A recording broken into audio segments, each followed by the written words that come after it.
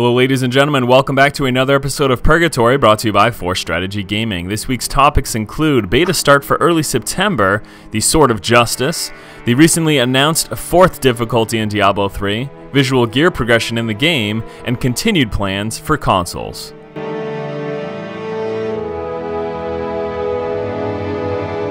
It's not here yet, but it's right around the corner.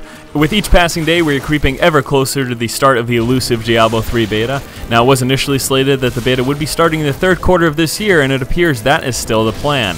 Although it is looking like we will not be seeing the Diablo 3 beta start anytime in August, early September seems entirely likely. A quote from Bashiok, who is the Diablo 3 forums community manager, saying, "To set expectations straight, beta in August is unlikely, but shouldn't be too long after." So there we go, pretty exciting stuff. Diablo 3 beta should be starting within the next few weeks. In addition to that, Blizzard has released a beta client page screenshot. This is essentially what you can expect to see if you are invited into the beta. You will be receiving an email from Blizzard Entertainment telling you that your account has been activated for the beta. You will simply log on to your Battle.net account and download the client, and this is what you will expect to see.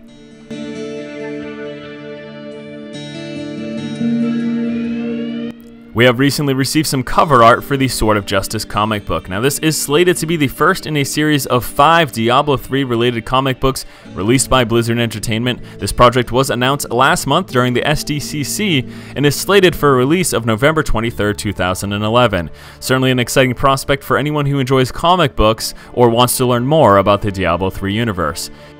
In addition to this, Blizzard has officially kicked off its 2011 Global Writing Contest. If you are interested, you must submit a short story between 2,500 and 7,500 words of any of the franchises, which would be StarCraft, Diablo, or Warcraft, and the submission would be due by October 15th. You have a chance at some pretty awesome prizes, so if this is something you're interested in and you feel like you have the writing chops, I would certainly suggest entering.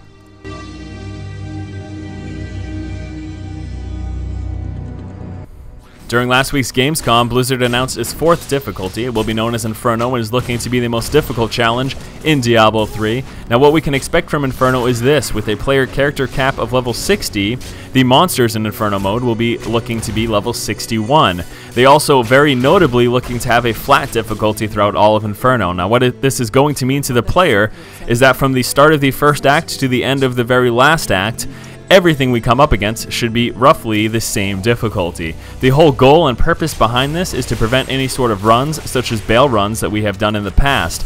Now, Blizzard's plan is to try to encourage the player to play through all of the last difficulty, rather than farming one specific thing. It was certainly the case in Diablo 2 that there were more efficient ways of grinding gear, and Blizzard wants you to enjoy all of their content rather than one specific part of it. What I would like to know from you guys is if you think that this is a suitable endgame, if there was something else that you'd like to see in the endgame, or if you are excited about the upcoming Inferno difficulty.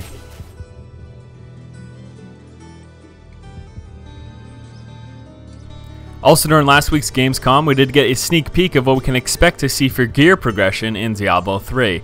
Now, as is to be expected, the earlier tiers of gear look rather drab and not all that colorful, and as you progress to the later tiers of gear, such as Late Hell and Inferno difficulty tiered gear, they become much more colorful, much more engaging, and eye-catching. Now, a big matter of debate when it comes to this topic is, should the gear be colorful? There's certainly a segment of the player base who does not like colorful in their Diablo 3. I would love to hear your thoughts and opinions below. Do you agree with the art direction that Blizzard is taking with their gear, or would you like to see something a bit more, quote, realistic?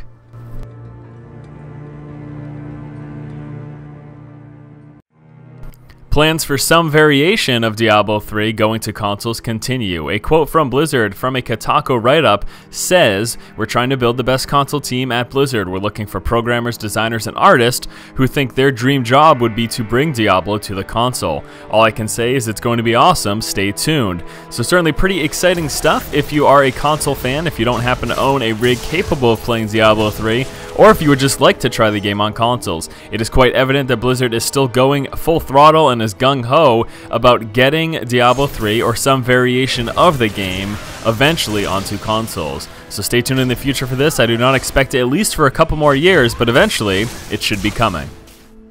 Alright, my friends, that will do it for this week's episode of Purgatory. Stay tuned next week for another episode. Also, stay tuned later in the week for another Diablo cast, the Diablo 3 podcast, hosted right on this channel. As we get closer and closer to the beta, it's certainly an exciting time. Do remember that once the beta does start, this channel will be chock full of Diablo 3 content. Every single day, there will be multiple videos covering Diablo 3. I'm excited about it. You guys should be excited too. Stay tuned. Don't forget to subscribe. As always, guys, keep watching and keep owning.